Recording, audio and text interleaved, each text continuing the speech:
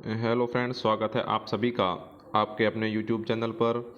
आज हम चर्चा करेंगे वो राजस्थान का इतिहास महत्वपूर्ण प्रश्नों के पार्ट 13 अपन पिछली क्लास तक पढ़ चुके हैं। आज अपना जो पार्ट 14 है उसके बारे में चर्चा करेंगे। आज का जो आपका वीडियो है उसको बनाने में थोड़ा लेट हो गया, विलम्ब हो गया, इसीलिए मैं आप सभी से क्षमा प्रार्थी हूँ। हमेशा मैं आपको 8 बजे सुबह के वीडियो उपलब्ध करवा देता हूँ, लेकिन आज थोड़ा सा लेट हो गया है कुछ इम्पोर्टेंट कार्यों की वजह से। तो बिना समय गंवाए आज हम चलते हैं अपने आज के पहले क्वेश्चन की तरफ कि पहला क्वेश्चन क्या है। तो पहला क्वेश्चन आपकी स्क्रीन पर ये रहा कि मेवाड़ में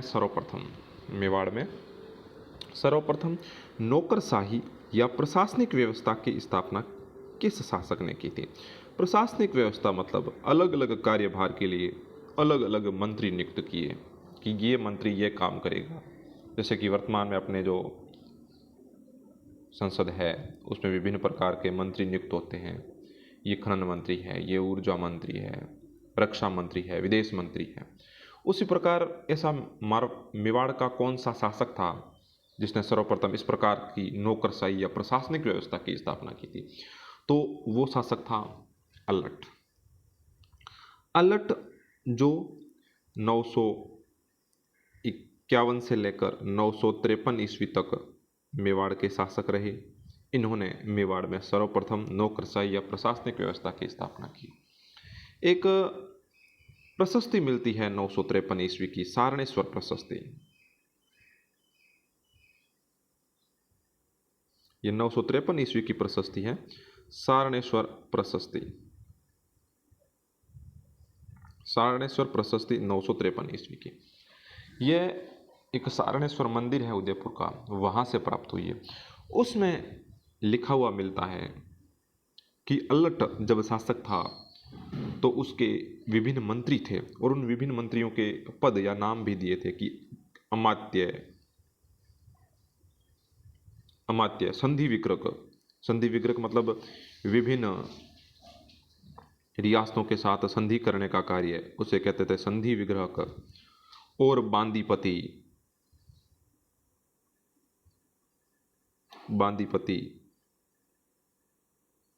और बिस्गादिराज, ये मतलब विभिन्न उसके मंत्रियों के नाम दे रखे थे। तो इस सर्वप्रथम प्रशासनिक व्यवस्था की स्थापना अल्लट ने की थी। इसकी जानकारी अपन को सारणेश्वर प्रशस्ति से प्राप्त होती है। चलते हैं आज के नेक्स्ट क्वेश्चन, दूसरे क्वेश्चन की तरफ। गिंदोड़ी जिसके गीत गणगौर वाले दिन गाए जाते हैं। क्वेश्चन पूछा जा सकता है कि गिंदोड़ी के गीत किस त्योहार पर गाए जाते हैं। तो गणगौर वाले दिन। वह कहाँ की राजकुमारी थी? मेवाड़ की, मारवाड़ की, मालवा की या फिर गुजरात की? तो जो गिंदोड़ी थी वो गुजरात की राजकुमारी थी। गिंदोड़ी गुजरात की राजकुमारी थी। गुजरात के एक राजा थे, गुजरात के एक राजा थे, वो राव मल्लीनाथ के समय, वो जब अपने यहाँ के शासक थे वो राव मल्लीनाथ थे, मारवाड़ के शासक राव मल्लीनाथ। राव मल्लीनाथ के समय गुजरात के शासक वो मारवाड़ में आते हैं और वहाँ पर कुछ महिलाएं पानी लेने के लिए जा रही थी। तो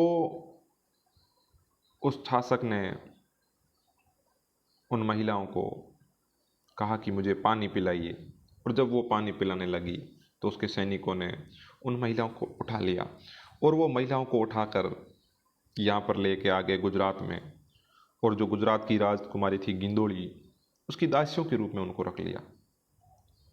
जब ये बात राव मल्लीनाथ को पता चली तो राव मल्लीनाथ के एक बेटे थे जिनका नाम था जगमाल।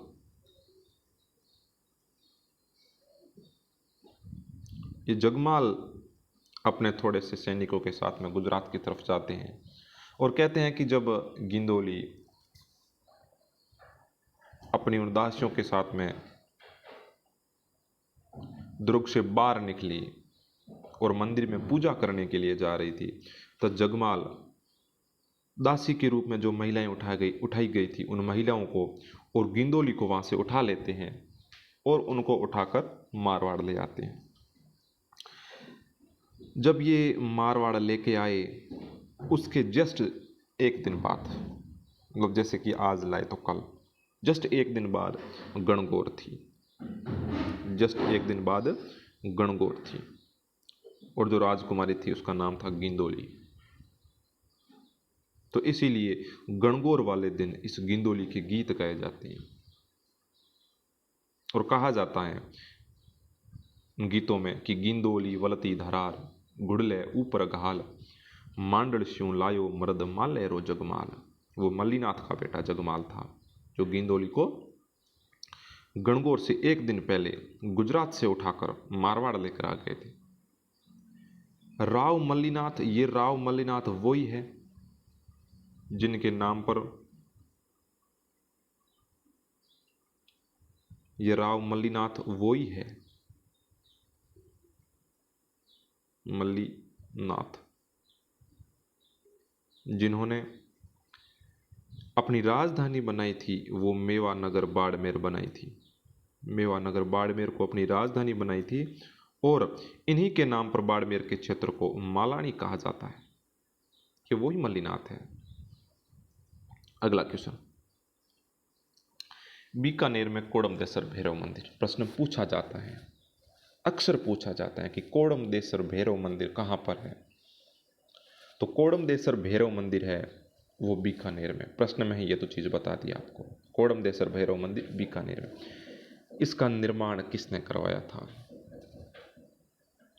तो कोडमदेसर भैरव मंदिर, और एक नाम याद रखना, नागणेची माता का मंदिर। नागणेची माता, इस नागणेची माता की मूर्ति 18 हाथ वाली है। तो इन दोनों मंदिरों का निर्माण करवाया था वो बीकानेर में राव बीका ने करवाया था। किसने करवाया था? राव बीकानेर में कोडमदेसर भैरव मंदिर और नागणेची माता के मंदिर का निर्माण करवाया था। राव बीका ने अपनी, मैंने आपको बताया था, प्रथम राजधानी किसको बनाया था? सर्वप्रथम इसका राज्याभिषेक 1472 ईस्वी में होता है और ये अपनी राजधानी कोडमदेसर को बनाते हैं। राव जोधा की पत्नी और इनकी माता का नाम था कोडमदे, यह उनका क्षेत्र था। यहाँ पर कभी पहले ये आ चुके थे, इसीलिए इस स्थान को जानते थे, यहाँ के लोगों से पहचान थी, तो कोडमदेसर को अपनी राजधानी बनाया और 1488 ईस्वी में यह बीकानेर की स्थापना की। 1488 ईस्वी में बीकानेर की स्थापना करते हैं और फिर बीकानेर को अपनी राजधानी बनाते हैं। अगला क्वेश्चन, ये रावलूणकरण के बारे में एक चीज याद रखना, जो अपना पहला क्वेश्चन है, पहला ऑप्शन रावलूणकरण। इन्होंने बीकानेर में लक्ष्मीनाथ जी के मंदिर का निर्माण करवाया। बीकानेर में ये इनको पूज्य मानते थे और इन्होंने लूणकरणसर झील का निर्माण भी करवाया था। लूणकरणसर झील और लक्ष्मीनाथ जी के मंदिर का निर्माण करवाया था। अगला क्वेश्चन, निम्न में से किस राजा की उपाधि प्रताप लंकेश्वर थी? प्रताप लंकेश्वर, ऐसा कौन सा राजा था चौहान शासक जिसकी उपाधि थी वो प्रताप लंकेश्वर थी? तो जो चौहान शासक थे सोमेश्वर, चौहान शासक सोमेश्वर, इनकी एक उपाधि मिलती है प्रताप लंकेश्वर। यह इसकी उपाधि, एक आपने अभिलेख सुना होगा, बिजोलिया अभिलेख। बिजोलिया अभिलेख में इनकी ये उपाधि मिलती है। बिजोलिया अभिलेख में सोमेश्वर को प्रताप लंकेश्वर कहा गया था। इसी सोमेश्वर की पत्नी का नाम था कर्पूरी देवी। कर्पूरी देवी, और सोमेश्वर और कर्पूरी देवी का वो महान शासक योद्धा बेटा जिसका नाम था पृथ्वीराज तृतीय। पृथ्वीराज थर्ड या पृथ्वीराज तृतीय, वो इसी सोमेश्वर और कर्पूरी देवी के बेटे थे। सोमेश्वर ने एक मंदिर का निर्माण करवाया था अजमेर में, वैद्यनाथ मंदिर। अगर पूछे कि अजमेर में वैद्यनाथ मंदिर का निर्माण किसने करवाया, तो अजमेर में वैद्यनाथ मंदिर का निर्माण करवाया था वो सोमेश्वर ने करवाया था। याद रखना। समझ में आ गया होगा। बाकी ये पृथ्वीराज तृतीय है, ये सारे शासकों के नाम आपने सुने हैं। विग्रहराज चतुर्थ, हरिकेली नाटक। अगला क्वेश्चन, अच्छा क्वेश्चन है कि वल्लभ संप्रदाय से प्रभावित कोटा के वह शासक जिन्होंने कोटा का नाम बदलकर नंदग्राम रख दिया था। वल्लभ संप्रदाय से प्रभावित मतलब भगवान कृष्ण के भगत। वह कोटा के कौन से शासक थे जो भगवान कृष्ण के बड़े भगत थे, वल्लभ संप्रदाय से प्रभावित थे, और इतने प्रभावित थे कि अपने स्वयं का नाम तो इन्होंने कृष्णदास तक रख लिया था। इन्होंने स्वयं का नाम कृष्णदास रख लिया था, कोटा का नाम बदलकर नंदग्राम रख दिया था, और एक शेरगढ़ क्षेत्र पड़ता है, उस शेरगढ़ का नाम बदलकर इन्होंने रख लिया था बरसाना। मतलब पूरी एकदम कोटा को कृष्ण नगरी बना दिया था इसने कि मैं राजा कृष्णदास, मेरा क्षेत्र नंदग्राम, शेरगढ़ को बरसाना बना दिया। और इन्होंने 12 में एक मंदिर का निर्माण करवाया, सांवरिया, बड़े भगत थे सांवरिया जी का।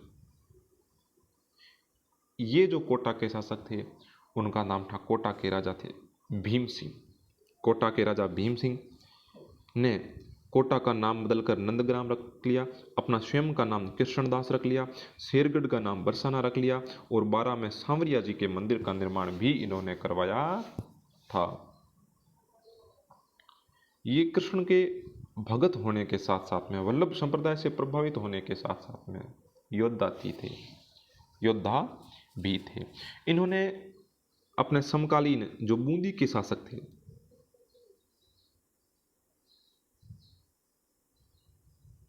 इन्होंने अपने समकालीन बूंदी के शासक बुद्ध सिंह को हराया था। ज़्यादा इनके आपस में कोई लड़ाई थी नहीं, लेकिन मुगल बादशाह फर्रुख शेर के कहने पर इन्होंने बूंदी पर हमला किया था। बूंदी के शासक बुद्ध सिंह को इन्होंने हराया था, और बूंदी का नाम बदलकर इन्होंने रख दिया था फर्रुखाबाद। अगर खुद हमला करता तो भी कृष्ण के नाम पर कोई नाम रखता, लेकिन फर्रुख सिंह के कहने पर किया था, इसलिए उसका नाम रख दिया फर्रुखाबाद। और यहाँ पर बूंदी दुर्ग में गए, वहाँ पर हमला किया तो देखा कि यार वो ज़्यादा 2 तोपें कौन सी तेरे पर ज़्यादा तोपें बरसा रहा था। कौन सी 2 तोपें थी जो गोले पटक रही थी? तो क्या साहब ये 2 तोपें कौन कौन सी? गया एक धूलधानी, धूलधानी, ये बूंदी के दुर्ग में 2 तोपें थी, धूलधानी और कड़क बिजली।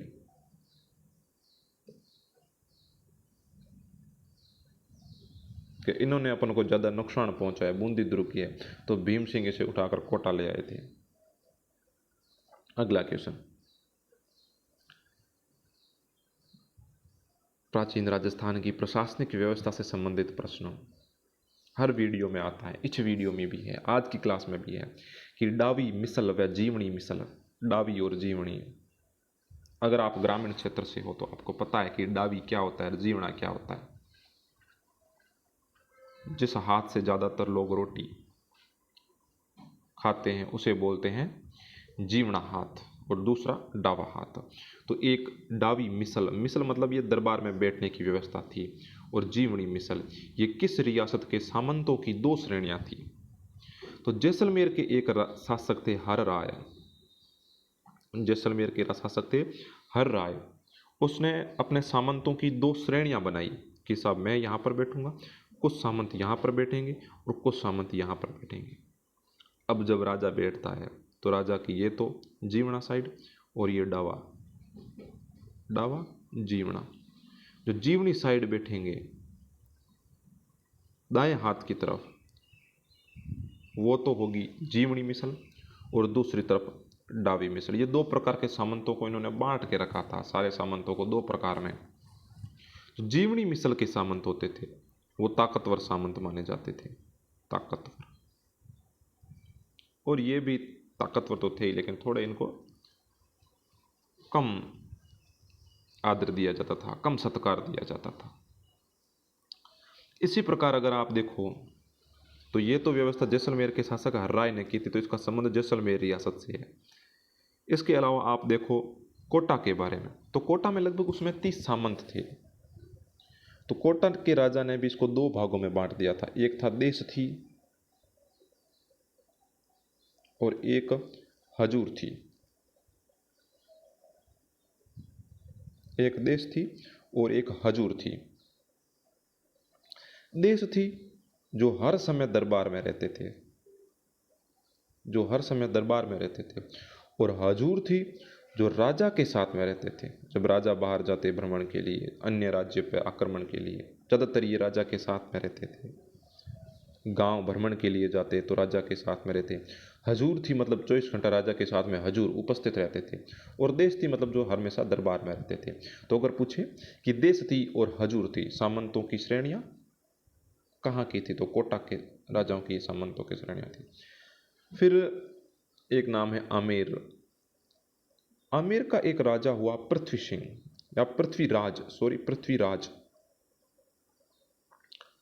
आमेर का राजा हुआ पृथ्वीराज।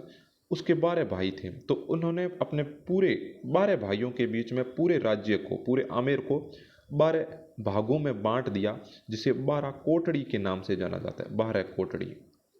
तो ये 12 कोटड़ी व्यवस्था थी, ये आमेर की थी। किसने शुरू की? पृथ्वीराज ने शुरू की थी। अगला क्वेश्चन, हटुंडी में महिला शिक्षा सदन की स्थापना किसने की थी? वेरी वेरी इंपॉर्टेंट क्वेश्चन है, जरूर आएगा कभी ना कभी आपके एग्जाम में, कहीं ना कहीं जरूर पूछा जाएगा कि हटुंडी में महिला शिक्षा सदन की स्थापना किसने की थी? दामोदर दास राठी, हरिभाऊ उपाध्याय, प्रभुदयाल या हीरालाल शास्त्री? चारों ऑप्शन कंफ्यूजन वाले। तो हटुंडी में महिला शिक्षा सदन की स्थापना करने वाले थे हरिभाऊ उपाध्याय। हरिभाऊ उपाध्याय ने हटुंडी में महिला शिक्षा सदन की क्या की थी? स्थापना की थी। इस हरिभाऊ उपाध्याय के कुछ समाचार पत्र याद रखना। एक सरस्वती, ये हरिभाऊ उपाध्याय का समाचार पत्र है। फिर एक है उदुम्बर,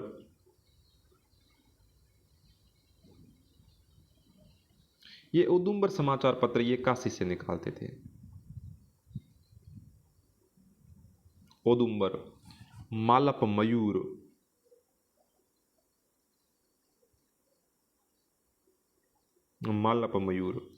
त्याग भूमि, ये समाचार पत्र किसके थे? ये हरिभाऊ उपाध्याय के थे। सरस्वती, उदुम्बर, मालप मयूर, त्याग भूमि, इन्हीं हरिभाऊ उपाध्याय ने हटुंडी में महिला शिक्षा सदन की स्थापना की थी। अगला क्वेश्चन बिल्कुल सरल क्वेश्चन है, कई बार पढ़ चुके हो, सिर्फ इसीलिए दिया है कि इसमें 2 ऑप्शन हैं जिनमें आप कंफ्यूज हो सकते हो। राजस्थान के लौह पुरुष के नाम से कौन जाने जाते हैं? दामोदर दास राठी या दामोदर लाल व्यास? कौन लौह पुरुष के नाम से किसे जाना जाता है? दामोदर लाल व्यास को या दामोदर दास राठी को?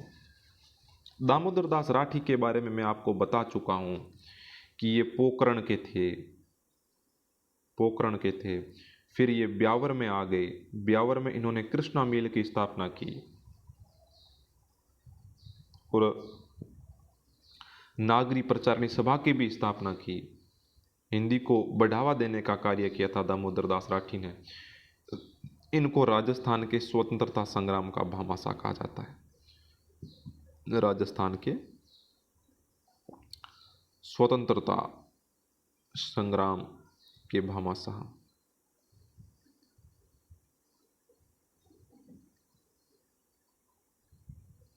इनको राजस्थान के स्वतंत्रता संग्राम का भामाशाह कहा जाता है, दामोदर दास राठी को। लेकिन राजस्थान के लौह पुरुष के नाम से जाने जाते हैं जोधपुर के रहने वाले दामोदर लाल व्यास। राजस्थान के लौह पुरुष कहाँ के हैं? जोधपुर के।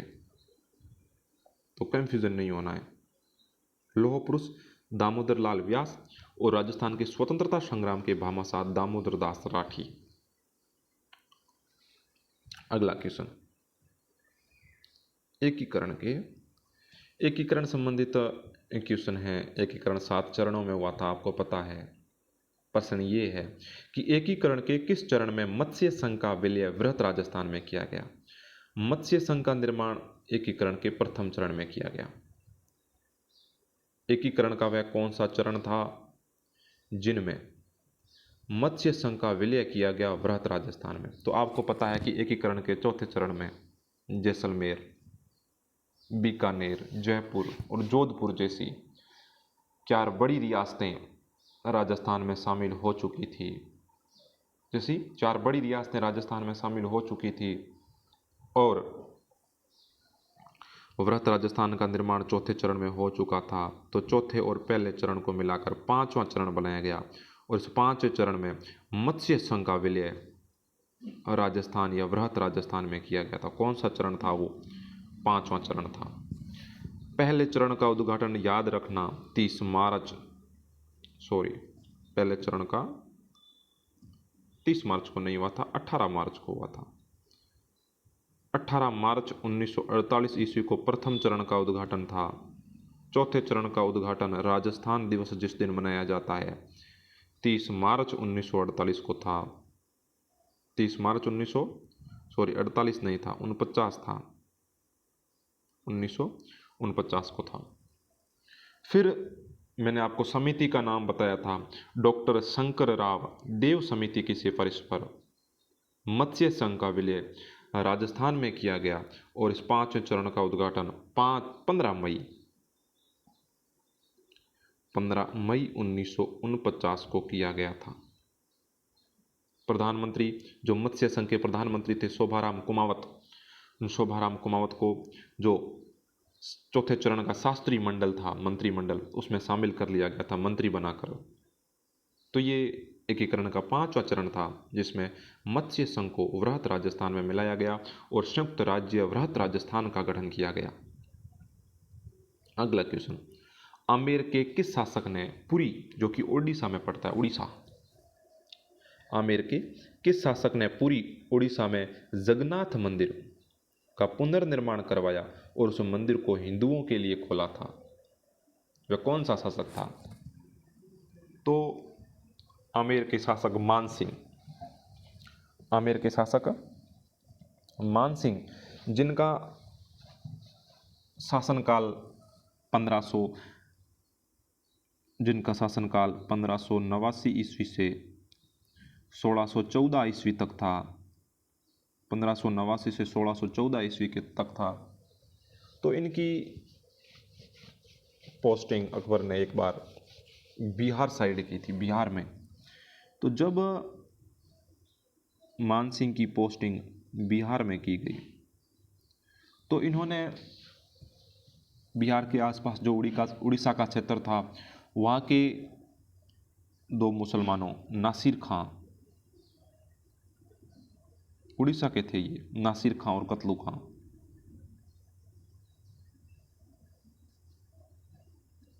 ये दोनों उड़ीसा के थे। जिस समय पोस्टिंग बिहार थी उस समय ये उड़ीसा के 2 शासकों को, नासिर खां और कतलू खां को हराते हैं और फिर पुरी में जाते हैं। वहाँ पर देखते हैं वो जगन्नाथ मंदिर टूटा फूटा पड़ा था, बंदा राष्ट्रवाद की भावना से भरा हुआ। उसने जगन्नाथ मंदिर का पुनर्निर्माण करवाया और देखा कि इसमें तो हिंदुओं को जाने की अनुमति ही नहीं है। तो उसका पुनर्निर्माण करके फिर इसने वो मंदिर हिंदुओं के लिए खोल दिया था। मानसिंह के बारे में और कई चीज़ें मैंने आपको पिछली क्लास में बताई थी कि जब मानसिंह की पोस्टिंग बंगाल में थी तो वो पूर्वी बंगाल के राजा केदार को हराते हैं और वहाँ से शिला माता की मूर्ति वहाँ से लाते हैं और यहाँ पर मंदिर बनवाते हैं। और जब मानसिंह की पोस्टिंग काबुल में थी तो 1580 ईस्वी में उसमें वो मिर्ज़ा हकीम के विद्रोह को दबाते हैं और 1581 से लेकर 1586 ईस्वी तक वो काबुल में रहते हैं। 6 साल वहाँ तक रहे थे। मैंने आपको वो लाइनें भी सुनाई थी कि काबुल भूली नहीं अजय वो खांडो वो हाथ, याद हो गया आपको। तो ये मानसिंह की पोस्टिंग बंगाल में थी, काबुल में थी, बिहार में थी, जहाँ पर भी गए अपना परचम लहरा के आए थे। चलते हैं नेक्स्ट क्वेश्चन की तरफ। अगला क्वेश्चन कि अलवर के वे शासक जिनका नाम महात्मा गांधी की हत्या में आया था वह कौन थे? मतलब ये स्वतंत्रता के समय अलवर के शासक थे और जब महात्मा गांधी की हत्या की गई उसमें इनका नाम आया था। इनका ही नहीं, इनके साथ साथ में इनके पीएम जिनका नाम था नारायण भास्कर खरे,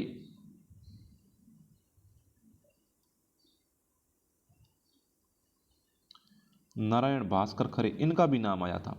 तो अलवर के उस समय शासक थे तेज सिंह, जो तेज सिंह थे, इनका और इनके पीएम, इन दोनों का नाम, नारायण भास्कर खरे और तेज सिंह, इन दोनों का नाम महात्मा गांधी की हत्या में आया था कि इन्होंने हत्या में इनका थोड़ा षड्यंत्र में हाथ हो सकता है। लेकिन बाद में जब मामला सुप्रीम कोर्ट गया, वहाँ पर इन्हें क्लीन चिट मिल गई थी कि नहीं साहब, इनका कोई हाथ नहीं है। बाद में इनको छोड़ दिया था। ऑप्शन में देखें तो ऑप्शन की तरफ देखो, जय सिंह अलवर के शासक, जिन्होंने चैम्बर ऑफ प्रिंसेस का नाम बदलकर नरेंद्र मंडल कर दिया था। का मुझे अंग्रेजी का नाम पसंद नहीं है, हिंदी के फैन, और इन्होंने अलवर की राजभाषा भी हिंदी को बना दिया था। हिंदी को अलवर की राजभाषा घोषित करने वाले शासक थे वो अलवर के शासक जय सिंह थे। मंगल सिंह के बारे में इंपॉर्टेंट चीज़ ये आपको पढ़ाई थी कि मेयो कॉलेज के प्रथम छात्र थे ये। मेयो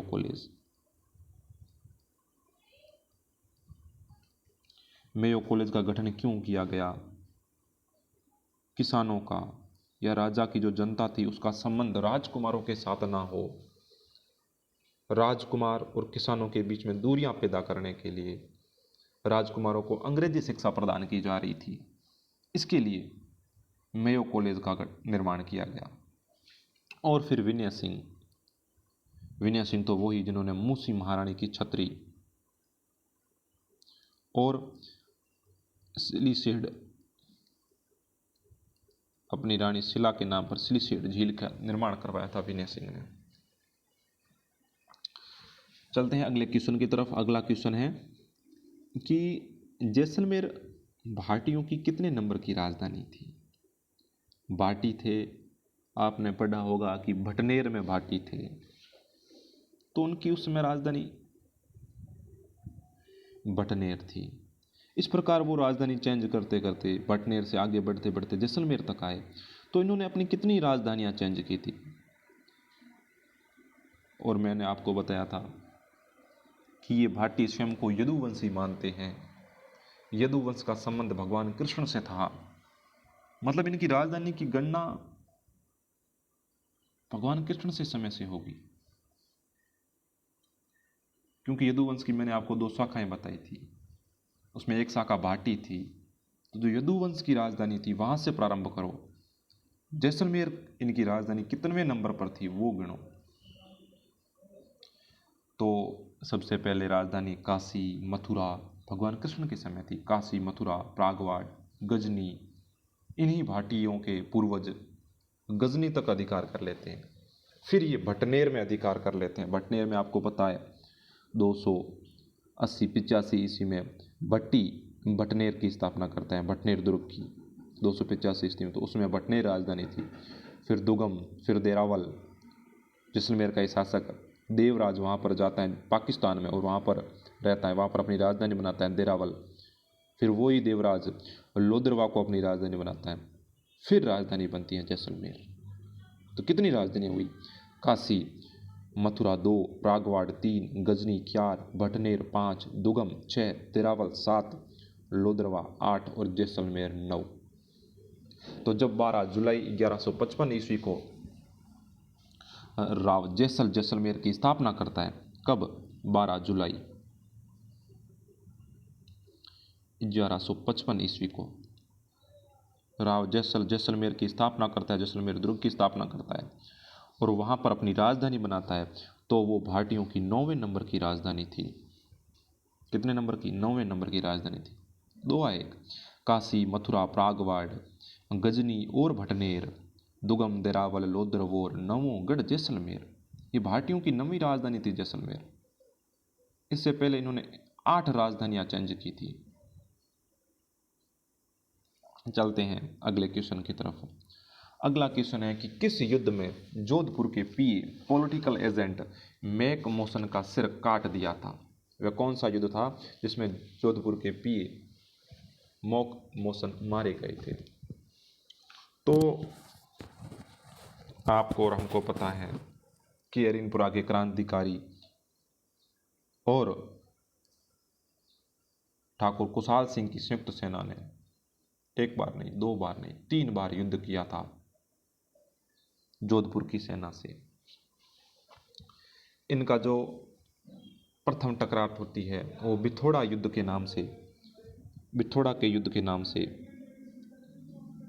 कब होती है? बिथोड़ा के युद्ध के नाम से 8 सितंबर 1857 ईस्वी को।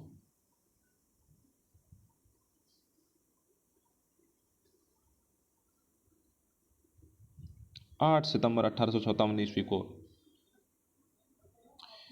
युद्ध होता है। एक तरफ तो अपने कैप्टन हीथकोट और तख्त सिंह के सेनापति कुशलराज सिंह भी होते हैं, और दूसरी तरफ ठाकुर कुशाल सिंह, अरिनपुरा के क्रांतिकारी और अन्य सामंत होते हैं। इसमें बिथोड़ा के युद्ध में अरिनपुरा के क्रांतिकारियों की, ठाकुर कुशाल सिंह की विजय होती है। इसके जस्ट 10 दिन बाद 18 सितंबर 1857 ईस्वी को चेलावास का युद्ध लड़ा जाता है।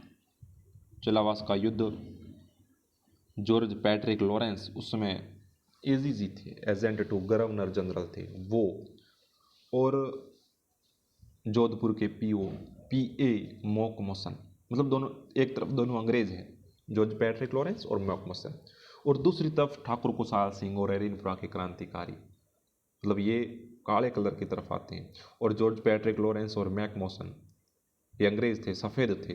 तो इस चेलावास के युद्ध को काले गोरों का युद्ध भी कहा जाता है। और इस युद्ध में क्रांतिकारियों ने, कुशाल सिंह ने, अन्य सामंत जो जोधपुर के राजा तख्त सिंह के विरोधी थे, उन्होंने मॉक मेसन का सिर काट दिया था और आहुआ के किले के आगे लटका दिया था। वो युद्ध कौन सा था? चेलावास का युद्ध, काले गोरों का युद्ध था। इसके बाद में ये 8 सितंबर को ये युद्ध होता है, 18 सितंबर को ये युद्ध होता है। दोनों युद्धों में क्रांतिकारियों की विजय होती है। उसके बाद में आहुआ का युद्ध होता है। आहुआ का युद्ध 20 जनवरी,